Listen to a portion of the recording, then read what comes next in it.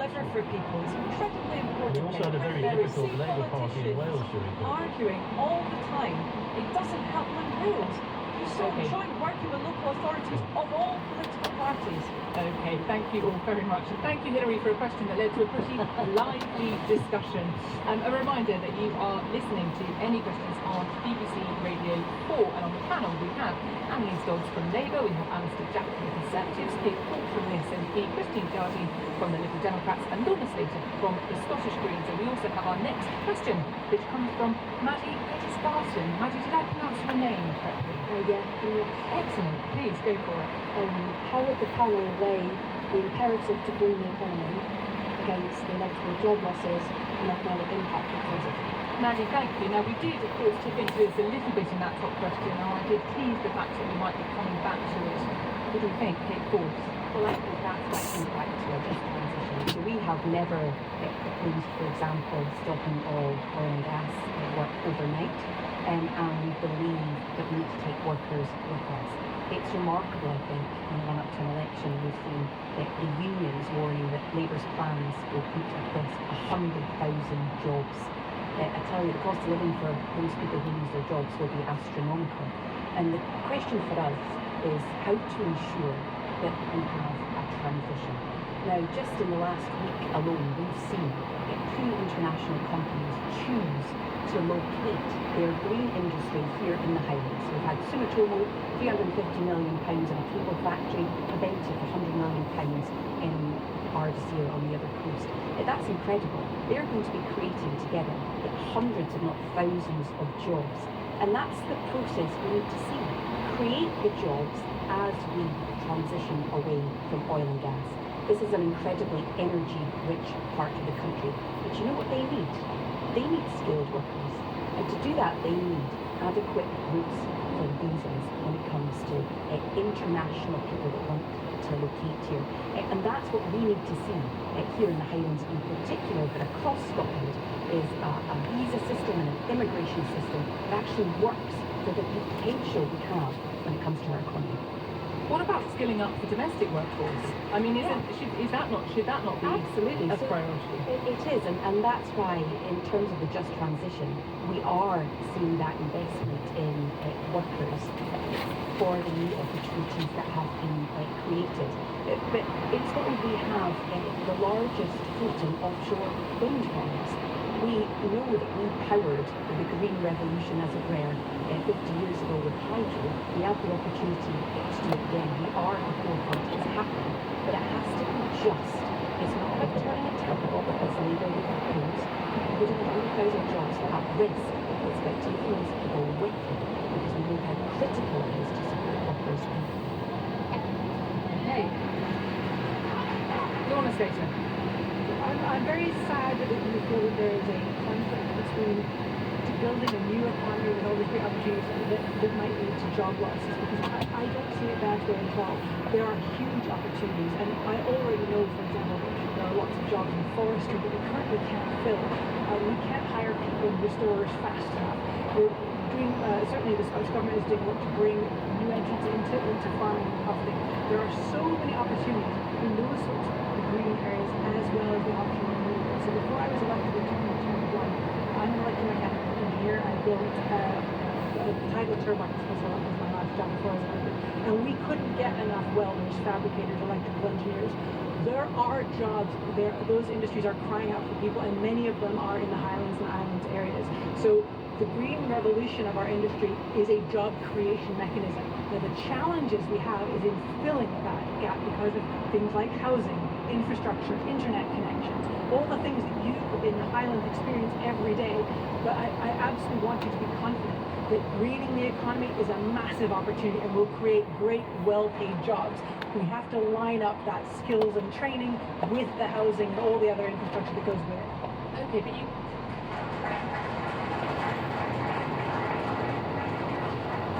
talk about the opportunities that there may be, particularly for the workforce when it comes to green jobs and all of that, but you cannot deny the level of concern, the level of fear, even among the communities that have been economically dependent for so long on the oil and gas sector about what is going to happen to them.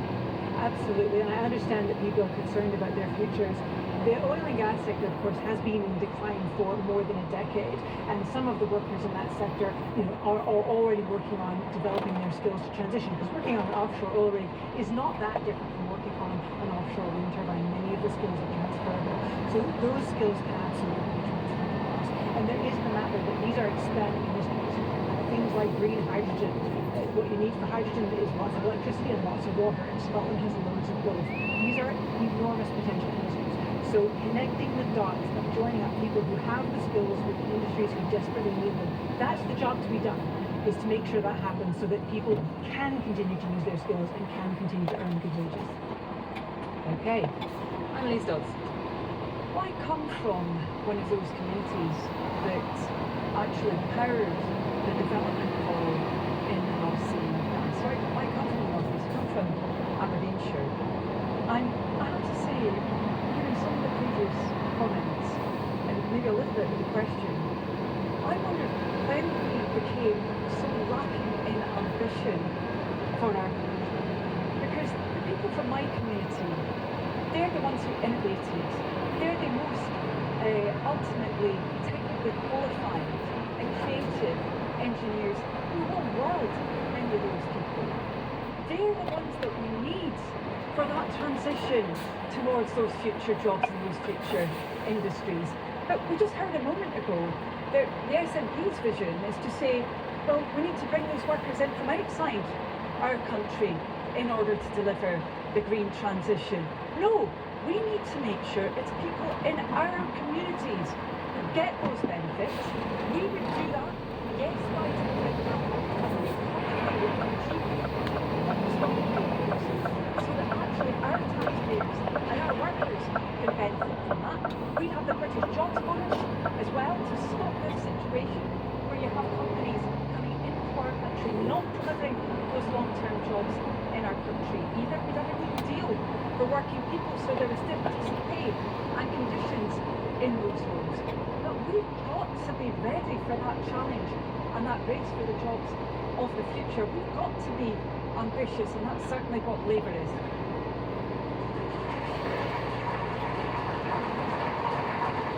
Someone that you haven't quite yet convinced though by your ambition is the leader of Unite, who's actually started a new poster campaign which is aimed at Labour. It says no ban without a plan, talking about this idea of no new oil and gas licenses, saying that Labour has to have a plan that will protect those jobs and communities. So that union, other unions aren't yet convinced.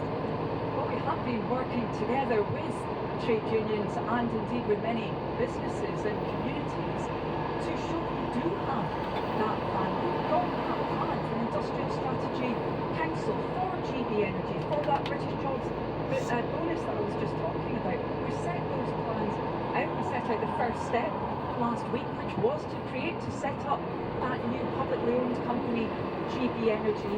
And when people look at the detail of that plan, they see what we've been working on just over the last 14 years, but over the last 17 years in Scotland as well, because we've not had an industrial strategy south of the border, but we've not had a proper industrial strategy north of the border either, and we should be ambitious. Okay. A reminder of Michael's question, how would the panel weigh the imperative to green the economy against the job loss and economic impact of transition? Alistair Jones. Well, it's very important. And I mean, I would go back to COP26 when it was very unfashionable to talk about oil and gas. I was banging the drum for oil and gas, slightly with a hard hat on, but I did it nonetheless, because even when we get to 2050, oil and gas is still 20% of our energy need.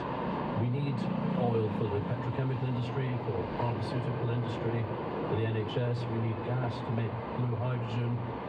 It's still part of the mix come 2050. It's been said that we're Europe's nuclear wind, that's right. I mean, Dogger Bank is huge as well, but we have a fantastic offshore wind facility, and we have to transition carefully to that. We need to upgrade the grid, that's very important. The grid is reserved, but the planning of it is devolved, so we have to work with the Scottish Government on that. We've worked with them, and I worked with Kate. She was modestly, didn't say very much, but she helped us working with the UK Government and Scottish Government together get three ports over the line in Cromarty and Forth, and there are some good investments going in there, and there are more to come, and they are highly skilled jobs in that renewables industry. And I'm going to stick my neck out, rather like I did at the beginning with oil and gas. I think we need to plan for, and I've said to the Energy Department they should plan for, 2 small modular nuclear reactors in Scotland if there's a change in the planning. Planning is to the Scottish Government. If they don't want them, they don't have them. I'm not riding over that. But nuclear is reserved, and we should be able to build those if they want them, because the sun doesn't always shine, doesn't shine at night. The wind doesn't always blow, and nuclear, these new small modular reactors are a relatively cheap form of energy, and they're a relatively clean form of energy, and it means we won't rely on other countries as we rely at the moment on the French for our nuclear power when we have to turn the dial up. So I think that's another thing we should be looking at. Okay. Christine. I actually think this is a very important question, a vital question, particularly in this part of the world, and in the north of Scotland, because we've been through one decline already. When I was growing up, the future was going to be Nig and Ardeshir, and I watched my generation, Mr. Ross, go and work in Nig, learn fabrication, and become some of the most skilled workers in the world, and then it was allowed to decline. And they all went off to work in Singapore in the Far East. And so many of our communities which have been further depopulated over the past 20, 30 years, it was because of that initial decline in oil fabrication. And I also come from the west of Scotland when I saw what happened when we lost the steel industry and mining and shipbuilding. And I worry that we're going to make the same mistake again, because none of us would dismiss, I think, the importance of greening the economy, moving to green energy. But we have to accept that if we don't do it properly, if that transition is not just, then we will destroy communities and we will destroy people's lives. And we have the skills. We have the skills in the oil and gas industry. We have the skills in the fabrication industry. We have the skills in engineering and accountancy and everything we need for a successful greening of the economy. But we have to make sure that we do it properly. Okay. And I think the green free ports, like the ones you commented, and will be ahead. But I think it's vitally important that we weigh up what it will do to our communities if we don't get it right, and we continue to protect a just transition and a smooth transition from oil to green. Nig is an excellent example. I worked up at Nig, and at Nig they were building tidal turbines and wind turbines. That is an excellent example of a place that has that continuity. I'm one of those engineers that had to be imported to this. But that's global energy now, but I'm talking about 70s. Hang on. If you talk over each other, nobody can hear any of you. Kate briefly. Just a moment of excitement in the midst of the cut and thrust of politics. This is exactly what is so exciting about the Highlands right now. You just mentioned Nig and Ardeshir decline. They are where the funding is being invested. Kishore, not far from here, that saw that decline, is again up and running with huge amounts of work going on. So that just transition is happening, and we need to invest in it, support it, and make sure we don't turn taps off that stop the funding. But don't you think we all agree on that? We all agree that there has to be a just transition, and it's one of those points where politicians actually can and should work together, because it's about the future. Just last week. Just last week, Ardeshir, just last week in Ardeshir, we had £100 million, £50 million from the Scottish government, and £50 million from the UK government, and we are working together. Okay, it's wonderful. A rare outbreak of consensus in the general election campaign, nonetheless. And a reminder that if you want to have a say on what we've been discussing during the course of the programme on that transition, or indeed on whether the general election will benefit the country, then Anita would love to hear from you. The number you need is 037. Lines open for any answers. It's 12:30 p.m. on Saturday afternoon, and the programme is on just after any questions on Saturday lunchtime. Right, let's move on to our next, which comes from Bob Widows. Hello, Bob.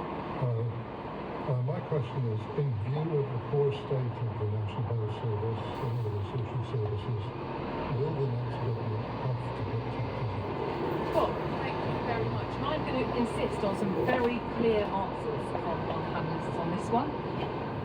Will the next government, whoever it may be, have to put taxes up? Annalise Dawes. We don't believe that taxes on working people should be going up. That's what we've seen under particularly most recent Conservative government, 25 tax rises over the last few months. So we definitely don't want to see taxes going up on working people. Do we think there should be different choices on taxes? Absolutely. We don't think it's right that there still isn't a proper regime around non-doms. We would be plugging the gaps in that. We think if you live in our country, you should pay tax. In our country, we'd get rid of the loopholes in private equity taxes. education and also for private schools, we would remove those tax rates, business rates and VAT, because we've got to spell out where the money will come from to improve public services like was mentioned by Bob. But are you saying that a future Labour government, if that comes to pass, and we don't know what's going to happen, but would commit not to increasing, for example, income tax and national insurance? Because you will know, people like the Institute for Fiscal Studies have said if you look at the figures, you're either talking about tax rises or public spending cuts, or indeed a totally different approach where you find some more money from, for example, borrowing, which you've ruled out. Privatising public services. Well, we're not going to be in that situation that we just heard from Kate at all. Absolutely not. I've just been talking about setting up a new publicly owned energy company. But Keir Starmer and Rachel Reeves have been completely clear that they wouldn't be increasing income tax, national insurance. But of course, the reason why we're having the debate in these terms is because we're seeing taxes going up on working people in the UK. And that has been because growth has been going down. We need to actually grow the size of the economic pie. That's not what's But that might take a long time. concerning government. Absolutely. No tax rises on income tax or national insurance. Are you therefore concerned about the impact on public services? I just said we would be taking different choices in particular areas, but we do not want to see those taxes on working people going up because they certainly have over recent months. That's been dreadful for people's living standards. Not all taxes are equal. Income taxes are a tax on your book. That's not an ideal method of taxation to tax your book. We want you to work and have the benefits of that. When looking at taxes, and I think taxes should go up, but I think we need to look at things like land value tax, like carbon tax, like luxury taxes, taxes on private jets, taxes on the oil companies who are producing obscene profits. That money disappears offshore. It doesn't get reinvested in our economy. So making sure that obscene wealth that is being right now stripped out of our economy, sent offshore, and not reinvested back in. Taxation of that high wealth is the way we bring that investment back in. And of course through things like carbon taxes and land value taxes, we can support investment in that new green industry. And what about the argument that some people advance, which say that if you do tax wealth in that way, then it harms people because people then move their money elsewhere. So move Well, that's why you tax that. Land value tax has a long history of acting steadily on it, and you can't take the land away. A land value tax is all about the money that public money invests. So when the government invests in internet connections and roads and trains, it raises the value of the land. The landowner hasn't done anything to do that. That's been because of the value that has been invested by the public works. So land value tax is actually a very egalitarian way of making sure that as a country we get the benefit of that investment. Okay. Christine Judge. I think the future of the NHS is probably employees as a numbers. From Cody to me, we all expect here, and we all run it from Cody to me, from Cody to the ambulances who go to now, we're not going to get into So, as Liberal Democrats, what we want is to create 8,000 new GPs. We would put up taxes, no. How do you put out that? And the details will be in a manifesto. Can you tell us £4 something billion now? £4 billion of cuts Conservatives gave the big banks, tax cuts they gave the big banks that we would reverse. There's also £36 billion in unpaid taxes in this country. So that's where we would start. There would be other measures. We would have a proper windfall tax as well on the North Sea. But that is money which is not coming into the sector, which we are owed by the big banks because they got that tax cut, and people who have not paid tax. So we would take that, we would create 8,000 GPs. We would also have a social media levy on the social media companies. We are seeing an epidemic in mental health problems in this country, and a lot of it is linked to social media.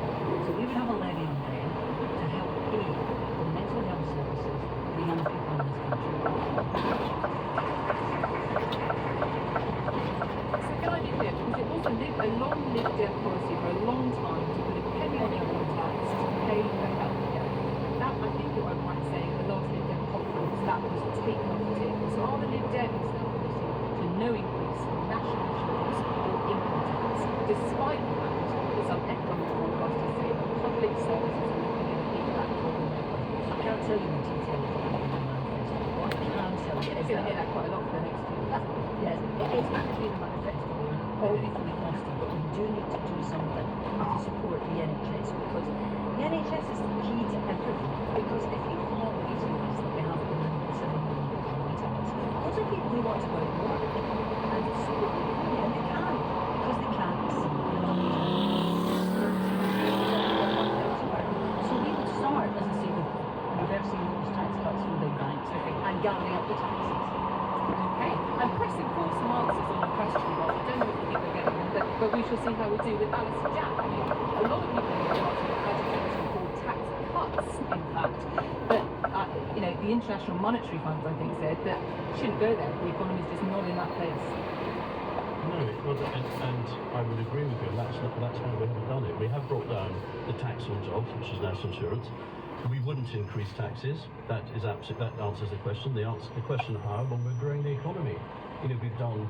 Well, we've done the trade you do hear deals. this thing about growing the Well, economy, but it hasn't happened to any great shapes Well, yet, has well, it? I mean, well, it's been pretty stagnant for some time. So what do you do with That this has challenge? actually, funny enough, since 2020, we've grown faster than Italy, Japan, and China. You read that?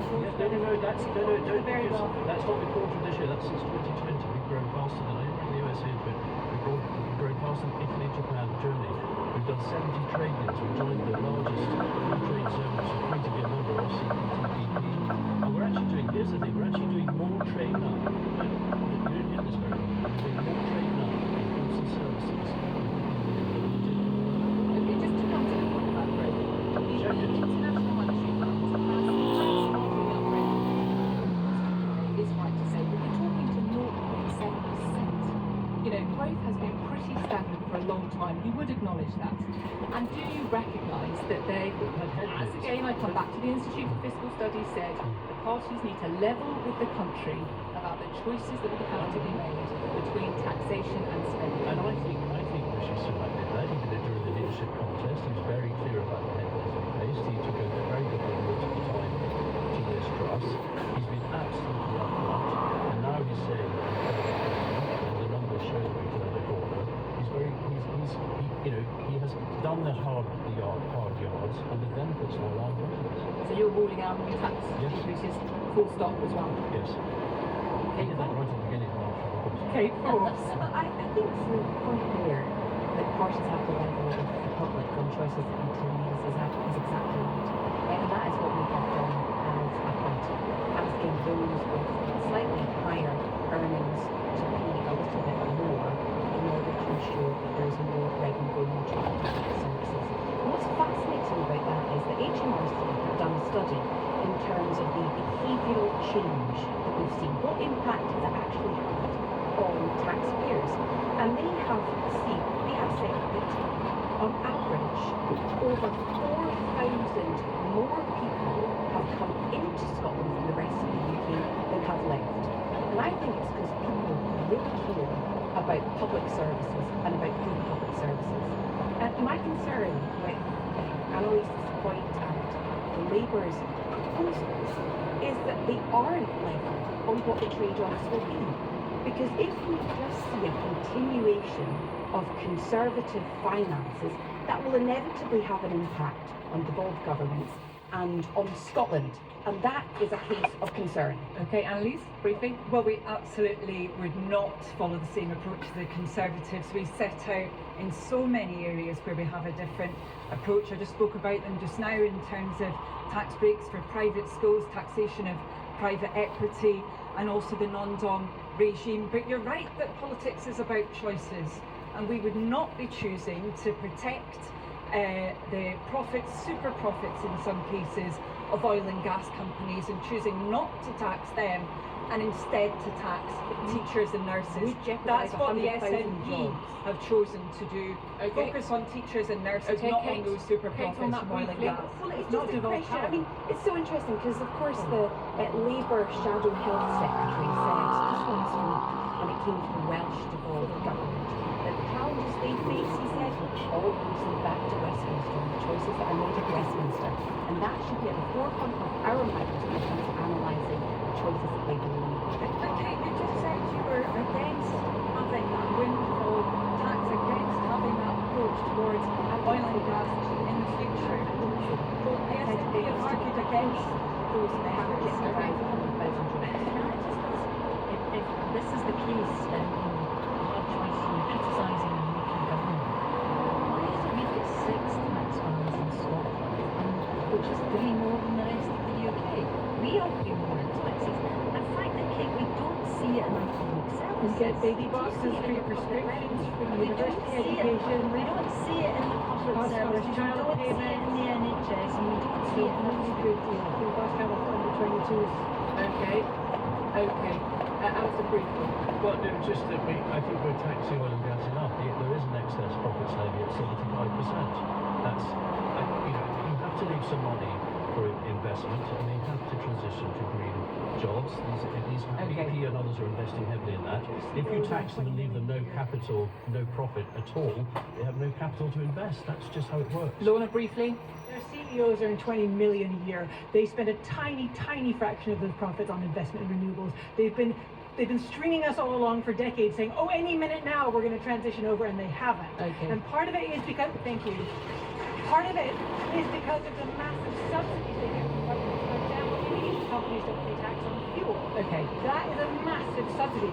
You pay tax on your fuel, not them. It is important. It is important points that you're all raising, and I do appreciate it. But we've got a lot of questions from here in Gairloch, and I want to make sure that we can get to this next one because a lot of the audience here asked something along these lines. It comes from Callum Dent. Hello, Callum. Hello. What would the panel do about the large amount of depopulation in the Highlands, and would changes to immigration be part of the solution?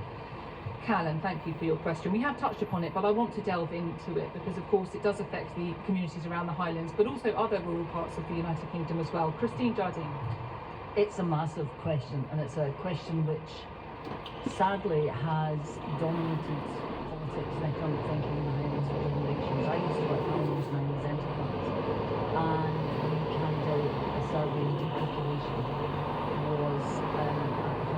And the 2 things that came back and said that we had to change: employment and education. There had to be educational opportunities and higher and further education in the Highlands to allow younger generations to stay here and get their education that they need for the rest of the UK. And create more employment through the Highlands Mining Enterprise. How do you do that? Well, investment, encouraging investment in the Highlands. One of the things we were looking at was telemedicine, we were looking at technical industries and the oil and gas industry in its day was a and green industries were very important. But we have to also be thinking about, as Kate said, is we have a gap. We have an employment gap in this country, and we also need to fill gaps which are holding back growth, and they're holding back so we need to be working on those industries which can bring people here, like the green industries of the future. So net migration was at 685,000. We're going to be able to see that increase to fill these gaps. Well, I think we need to make sure that this, we need to bring in the right people for the jobs that we need here. We've had things like the seasonal visas in the farming industry and the food industry. We need to be looking at that. But what we actually need in this country is an immigration policy that works. It's falling apart. It's currently more than 100,000 people on waiting visas.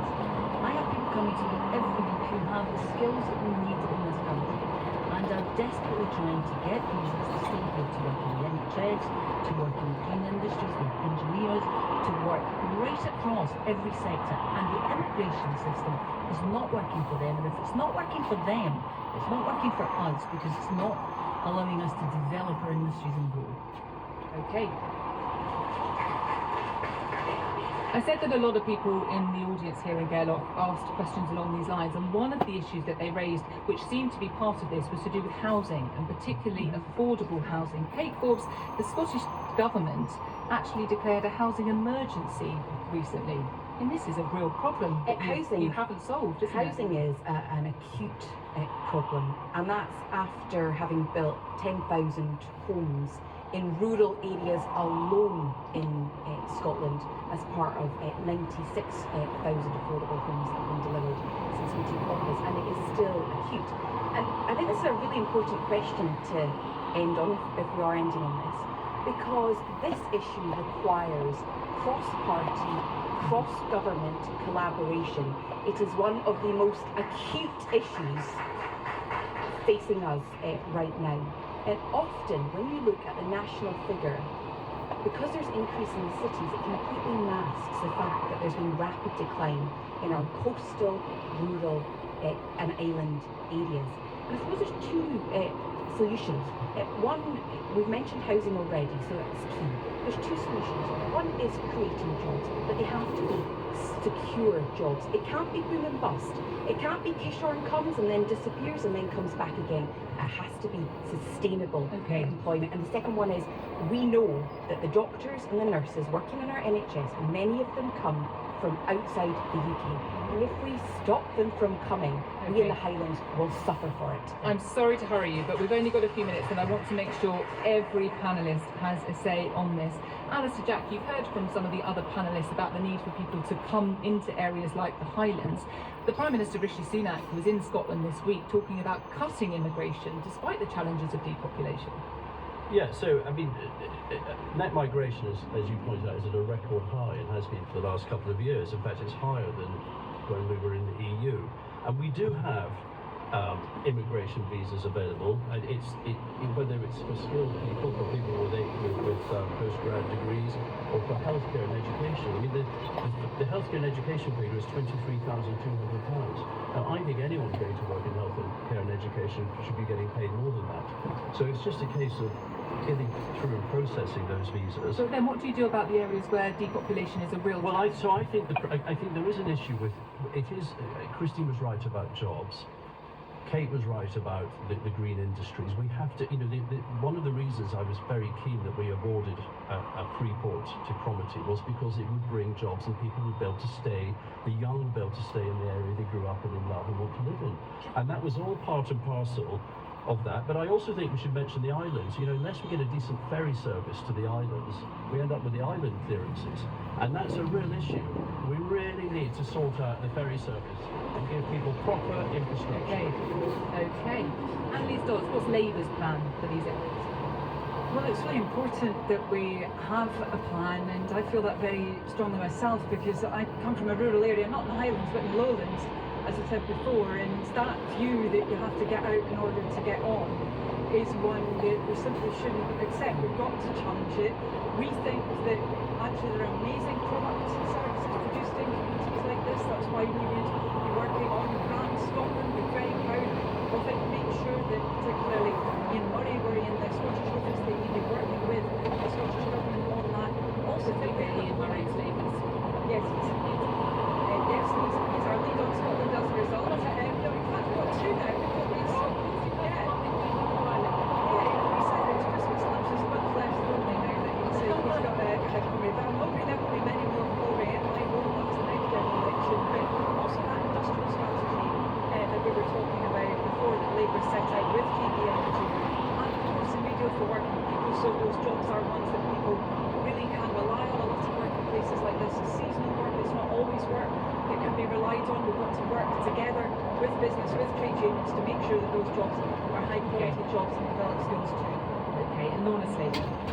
The jobs are coming. That green industry, whether it's the forestry, that's the land-based economy, or the energy economy, the jobs are coming. The number one barrier I hear in the go around Scotland is housing. So we need to figure out what the blockers are, whether it's releasing the land, whether it's putting in place the infrastructure so that more people can come and live in the Highlands and Islands, because I know more people want to. It's such a beautiful and wonderful part of the world. We've got to figure out how to unblock that housing. Of course, how do you do that when you live in somewhere that is so beautiful? And there is surely a tension between, the unspoiled nature of somewhere like we are in Gairloch and the need for housing. How do you manage that tension? That isn't one of the blockers that I've come across. In various parts of Scotland, the landowners are not willing to part with land, and we don't necessarily have the power to compel them to do so, to build housing. In other parts of Scotland, it's just very expensive to run things like services to new homes. So finding ways for, and some of this will help with things like the passive equivalent houses where they don't need so many services connected to them. That might well be a revolution for rural communities if we have these houses that need for services. Because one of the things is key workers. In Aberdeen, what we found was that, well, the revolution is well, most places with a bit of teachers, nurses, doctors, educators, and even to say that these houses for key workers, especially for key workers in the local authorities, the powers to do that, and to the central agencies. And do you there, or why don't you give them to get to them? If they're looking for real work, there we go.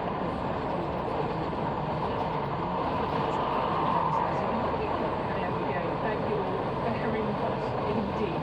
And just a reminder that you can say anything that we discuss during the program, whether that is public services, whether that is taxation, population, whether it's rural areas and challenges that they face, rice water can do. Phone Anita. The number you need, 037 444, that is any answers. It is straight after on Saturday. Also a reminder that the general election campaign is going to be there for an hour. So the program every 5 days so that we give a bit of time to discuss issues relevant to our audience. But we are out of time for this week. Next week we're going to be in Oxford here together. Thank you for my audience and thank you for your face. Any questions came from Gaelic Community Hall in West Ross. The presenter was Phyllis Community Super and leader in the Again, 03700 100 444. The 80th anniversary of D-Day is coming up, and all next week we'll be retelling the story of Operation.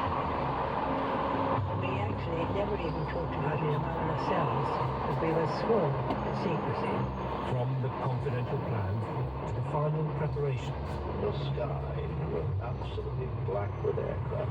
And the battles across the beaches, above them and beyond. You know that whoever's on the other side of that beach is going to try and kill you. 80 years on, hear the story of D-Day told by those who were actually there. It did horrify me. D-Day, The Last Voices, presented by me, Paddy O'Connell. This Monday to Friday morning at 11:45, Radio 4 and BBC Sounds. This is Radio 4, The Archers is at 3 o'clock this afternoon. Another chance to hear the final series of our drama featuring the Manchester Paralegals Frank and Sarah. Brief Lives is at 3:15. Before all that though, it's time for Any Answers with Anita Arnold. Richard, thank you very much indeed. Yes, we're on a little bit later, but we're on till 3 o'clock now and throughout this general election period, because there is so much to talk about. So, look, they fired the starting pistol, they're off their blocks. What did you make of the first few steps of this electioneering campaign for all the main parties? I'd love to hear from you. July the 4th is the day when we get government, we know who's going to be running the country. It's a bit frenzied, isn't it? First few days, I just want to know what you made of what you've seen, the performances of all the main leaders, 03700 100 444. The question that was asked to the Any Questions panel, will this election make us better for viewing all this? So tell me, do you think so? Are things going to be better? If you're worried about public services, tax, energy, security, climate change, the NHS, whatever is on your mind, I'd love to hear from you because they are listening. I'll tell you that for free. This is an important time to garner votes. I want to know, and they will certainly want to know who's winning your vote so far and who's managed to lose it and why. 03700 100 444. And there's a program here in Scotland last night where the issue of depopulation is a big thing. So do you also live in an area where there aren't enough people to do my jobs? If you do, please do give me a call. Tell me what you do, what are the jobs that need filling, and what is the answer to it? So the number, once again, 03700 100 444. All things election. You can text 84844. Just remember, text will be charged on the standard message rate. Or you can tweet access for free. Hashtag BBCAQ, that's where we will find you. Our first caller this afternoon, Carly White, calling us from East Markham, which is where I came from last week. Carly, welcome to the programme. Hello. Thank you. No, very, very happy to have you on. So, are you I've made up my mind already and I'm not shifting, or I haven't made up my mind? What's to play for? Tell me. So yeah, already made up my mind. For context, I'm a lifelong Labour voter. Biggest frustration so far would be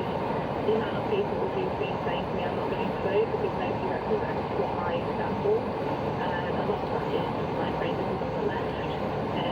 They obviously always voted in the previous round. And that frustration with that is very much focusing on their ideology and on what they want and not what's best for the country. And I feel like we all need to be in this together and look at all the things we have in common as opposed to sort of silos mentality that we've got in over the last decade, I guess. And think about the public services, the NHS, schools, and the people that won't necessarily get through another round of Tory rule, in my opinion. And yeah, vote for me. Okay, so Clary, get up and vote. Yeah. Well, what are you going to do? And what are the calculations going on in your mind? And these calculations at that box are always informed by our own personal experience, things that we are finding difficult or we would like to see made better for us, the people we love, the people who live around us. So what is going on in your mind? So for me, it's absolutely about public services, it's absolutely about the NHS. As I was speaking to the production team earlier, I have not followed the traditional party life. I'm 41, I went to university as a mature student and a single parent. I've worked really hard to get to the point where I am now. I'm okay, I'm not well off by any means, I consider myself fortunate. So I'm not necessarily voting for what I want, because what I want seems to be existing out there in terms of what's available at the ballot box. But I'm thinking about what other people need in this country and what they need, how we can do their part. What they need is how we can send their children to school hungry. So for me, I'm trying to vote for what's the best for the many, as opposed to necessarily what's right for me. And that's been my frustration so far. All the party leaders are sort of falling over themselves, and they will continue to do that, to say, we understand, we care, we will sort this for you. Who has convinced you so far? It will be the Labour Party for me, because I think a vote for anything else is a vote for what we've already got, and I think we know over the past 14 years that what we've already got hasn't worked. So for me, the vote for change is a vote for Labour, and that's what I'll be voting. Carly, thank you very much. Mike has been in touch on email. I don't believe this election will resolve things. There needs to be total reform, says Mike. This system is broken and it is morally bankrupt. Vaughan has been in touch via email. If Keir Starmer retains Tory policies, it's better the devil you know. The philosophy is to keep the Tories in power. Andy says the Tories are going to be humiliated at the coming election. The silver lining, Labour is not seen as much better. So a lot of disillusionment out there so far. Mark Pennant, calling us from Elgin in Scotland. Hi, Mark. Hi there. Hello there. Now, you have a special vantage point in that you were once a Tory candidate against none other than Gordon Brown, is that right? Against Willie Ewing and Gordon Brown. I was also treasurer of the Scottish Tory Party and treasurer of the Better Together campaign. So I've got a sort of long track record and committed Tory. Okay, and still a committed Tory here and now? No, I'm still a committed Tory, but I'll be voting Labour at the next election for two reasons. One, I cannot in all conscience, as a member of the United Kingdom, vote for the rabble that we've currently got. And to be fair to Rishi Sunak, he's done not a bad job in trying to sort it out. And the second reason is I think that in order to sort it out, the party has to go into opposition, find itself a good leader, and actually deal with the head-banging wing of the party. Can I urge you to perhaps describe who is in the head-banging wing? Because depending where you are in the party, you have a different opinion on that. Yes, I have no problem with right-wingers, but I would say Liz Truss is certainly in the head-banging wing, just to take one. Where I have a problem is with right-wingers, or indeed any wingers, who are unable to support their position with fact. Liz Truss says you can only have a growing economy if you have no taxation. In that case, she has to explain to me why GDP per head here is 40,000, like this year, per head, and in Sweden it's just under 60,000. Sweden is a lot higher tax than we are. It is simply not acceptable to spew out information as facts when it's simply not. and we've got to stop lying to the British people. Boris Johnson lies to the British people. Are you at all? Yeah, no, sorry. Go on. I thought you. Well, we ended up doing Brexit on the basis of a lie. We've done it. It's done it. We've got to go from here. Okay, may I ask you this? I mean, as somebody who's been involved in the party apparatus, you know that there are these whirling wheels going on right now. And one set of cogs are saying we cannot lose votes, we cannot afford to lose votes to a party like Reform. We can be a broad church, we can appeal to people like Mark in Elgin, and we can also make sure that people don't swing to a party that is as yet untested. What would you say to those who are sitting in Tory HQ right now, trying to make the calculations of which way to steer this election battle box? I'm not sitting in Tory HQ, and from where I sit, I want the Tories to go into opposition. Right. I think the Tories to tell that. I mean, right. All right. Okay. So there's absolutely no way other than losing. Mark, it's very, very interesting. Thank you very much indeed. David has emailed in saying Sunak is embarrassing, as is his moronic cabinet colleagues, as are his moronic cabinet colleagues. But many are dreading a Starmer-led Labour government. Nobody is trusted. Tyler says Labour is bad, Tories are bad. Sunak is a good economist, though. Vote independent, says Tyler. Let's speak to Tom Downs, who's called us from Sheffield. Hi, Tom. Are you right? I'm very well. I'm really very happy that you've called up because you're a first-time voter, or you will be. I'm 19, so new to it all. Right, you know what? You are exactly the kind of fresh vote that all of these parties are going to be trying to charm at the moment. So where do you think you're going to go with it? Probably Labour, because it feels like there's only two options.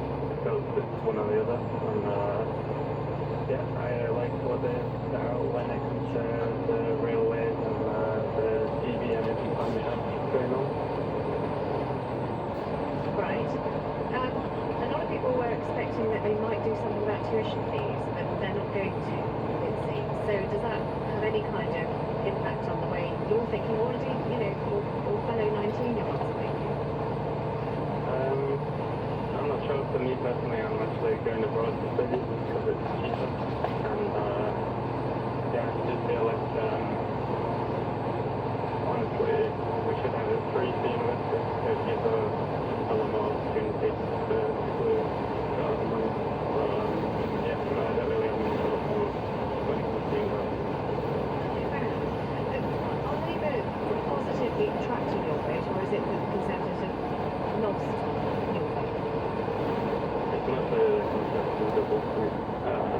I think Labour's been not been saying much, but just completely fully Conservative. Yeah, and what about your other, your mates who are 19 as well? Are they energised about the election? Are they thinking, actually, we could make a difference to our futures by going to vote, or are they just fed up with the whole thing? I think everyone's fed up, to be honest. I think, you don't see anything happening, and yeah, no, it just feels a bit of a lost cause, really. So are they going to turn up and vote then? Yeah, I think so, but, we'll see. I think a lot of people will be bothered. Tom, thank you very much. Johnny Gavigan is calling us from Teignmouth. Hello. Hello, good afternoon. Good afternoon, Johnny. So what is it that will move your dial this election? I think, to be honest with you, there's lots of big issues, but I would say to your research, probably I work in the NHS, and I would say that, the need to get the NHS 7.7 billion on the way to this, and it's bringing down quickly as possible, as safely as possible, but it's just, if you haven't got a healthy population, they might not be able to work, and it has an effect on their mental health, and then need referring to another service. So I'd say that's what turns my dial to answer your question. Are you working yourself in the NHS? Yeah, I do, yeah. I work in mental health. That's people with calls from a mental health disorder. And what's it like at the moment? It's not too bad in mental health, but I know if we refer to one of our services, the Orphan service, they've got a really, really long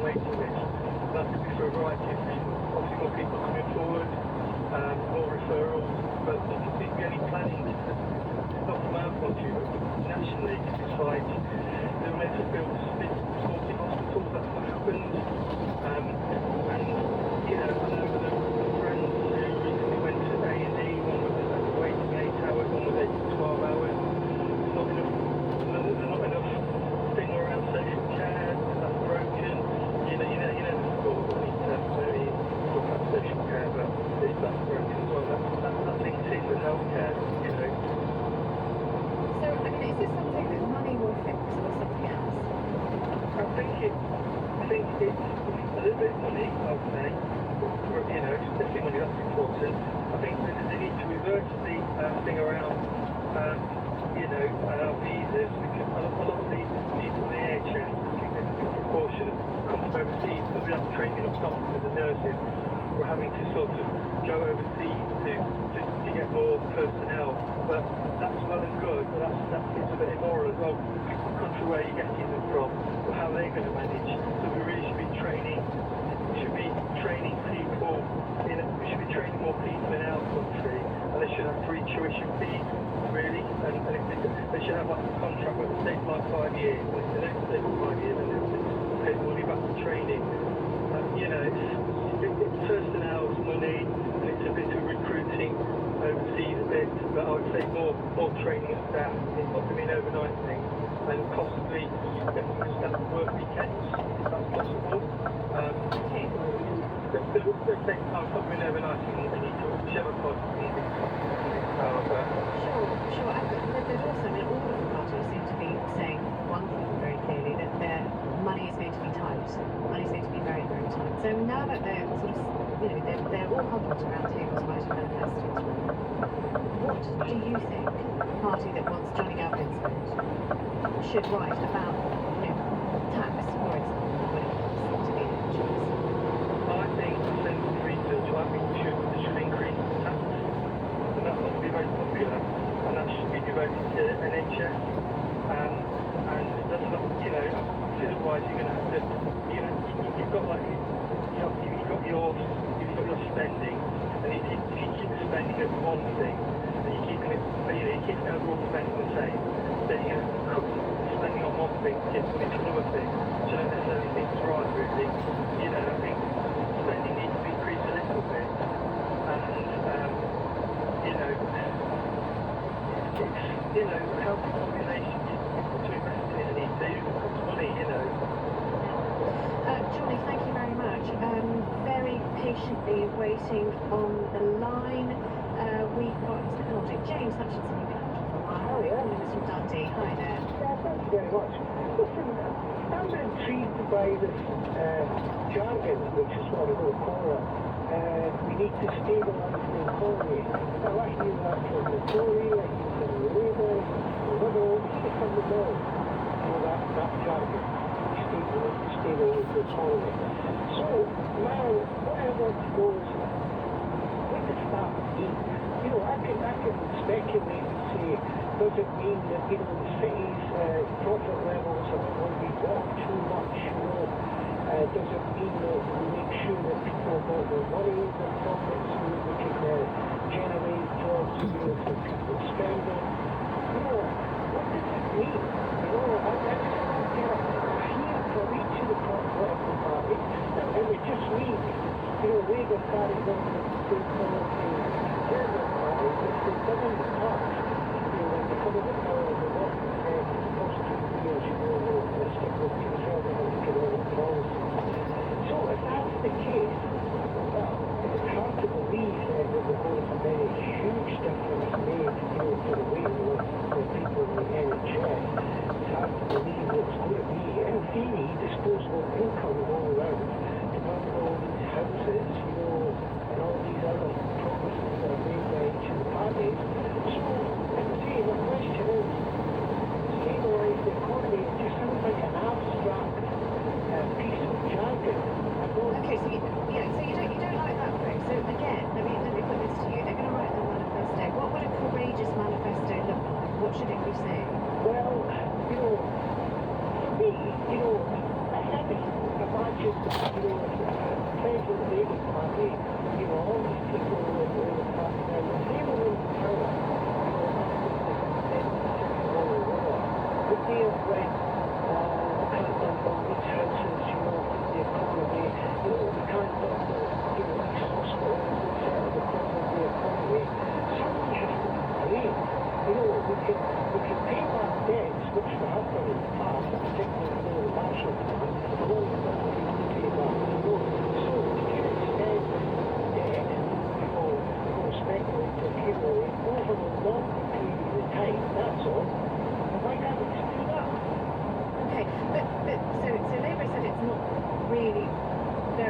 to take on more debt. So in that case, where does your vote go? Well, at the moment, I think that's a do vote, for those that's a do vote. And the Scottish Parliament agree. So if a debt vote in the UK Parliament was a one to one, then we need to agree. Okay. So we need to keep that on the agenda. We need to keep green politics on the agenda. It seems to be abandoned the Labour Party and the Conservative Party at the moment. Okay, James, thank you very much indeed. 03700 100 444 is the number. Alison in Somerset, you're on next. Hello. Oh, hello there, Lisa. Nice to talk to you. You too. Yeah, so I just wanted to say that I will be voting Labour this time. And the reason is predominantly because I think one of our fundamental problems is housing. And I've worked in housing for quite a number of years now, and I've just seen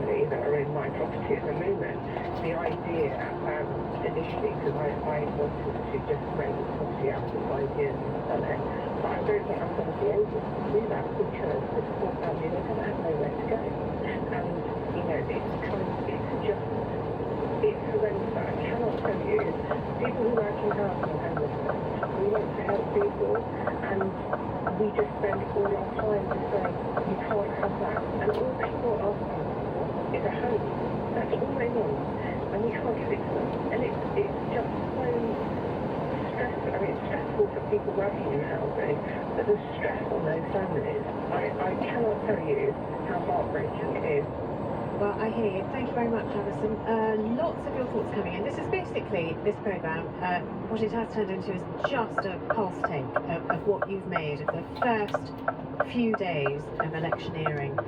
And these are really important days, so they're the days before manifestos are written. So what is it that you want to hear from your political parties? What have you made of their performances so far? Who is winning your vote? Who is losing your vote? 03700 100 444. Grace Carter from North London. Hello, Grace. Oh, hello. Hi. Very nice to be on. What I'd like to say is that I have been a lifelong Labour supporter. The only time I didn't vote Labour was after the Iraq War. But the reason I will not be voting Labour this time is because of the way Jeremy Corbyn has been treated. I think it is an utter disgrace. The personal is political. If the man who galvanised the grassroots of the Labour Party and a whole generation to vote Labour has been so shamelessly discarded without any proper public discourse, I'm afraid I would never trust Keir Starmer, and I will not be voting Labour. So you're in North London. Jeremy Corbyn decided to stand as an independent. Yes, and what was I'm not in his constituency. No, sure, okay. But what was Labour meant to do if you said I'm going to stand as an independent? They can't possibly. Oh no! If I lived in Islington, I would be voting for him. My point is that he has been shamelessly used. Keir Starmer is riding on Jeremy's coattails. Jeremy galvanised all the grassroots Labour people. It was a terrible election result. They now have an enormous swing that they have to achieve if they need if they are going to win the vote. I mean, it was not a good election result. Yes, but the point is Jeremy has been pushed out because of we were told it's about anti-Semitism, but there has been no. When I've written to the Labour Party to ask for explanations. Where is this? Nobody replied. My point is, yes, it was a bad election result. Dreadful election result. A catastrophic, some might say, election result. Yes, but he, in his own, he should not have been thrown out of the Labour Party. I feel very strongly about it. It is not democratic. Okay, then let me again say that he's decided to stand as an independent, which is why the whip has been withdrawn. But okay, Grace, I hear the passion in your voice. Thank you very much indeed. Here are a lot more thoughts coming through. Trevor says, I've been a lifelong Labour supporter. I live in a safe Labour seat, but I'm so disappointed in the current leadership's lack of vision and drive. I will be voting Green as protest. Dillis at Scarborough says, the country is a mess. I would never vote Tory. The top issues for me are the NHS and climate change, and I'll be voting Green, because no other party understands the joined-up thinking necessary to tackle climate change. Lisa says, do not vote. Oh, no, hang on. Too many negatives here. Don't not vote. That means something entirely different, Lisa. Don't not vote. Spoil your ballot paper to demonstrate just how awful the choice is, because people died to give us the vote. Brenda says, I don't mind so much which party comes in. The Tories have done so much damage that I'll vote for anyone if it means getting them out of power. Okay, let's take another on this. Colin. Oh no, Robert. You've been waiting much longer. Robert Taylor, calling us from Nottingham. And then we'll go to Geraldine, and then we'll go to Colin. Hi, Robert. Anita, thanks for having me on. Yeah, I want to mention, I think we're not talking about the elephant in the room, which is the way in which the pandemic was dealt with by the government. And when I say government, I include the opposition.